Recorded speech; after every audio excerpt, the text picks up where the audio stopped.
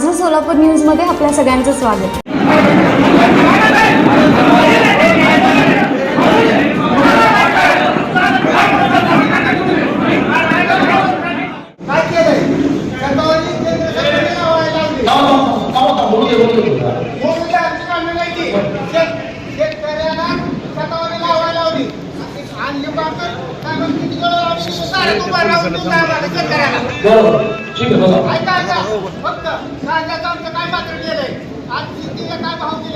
कुठल्या पक्षातून आलाय? मी पक्ष नाही, सर्वसामान्य शेतकरी आहे.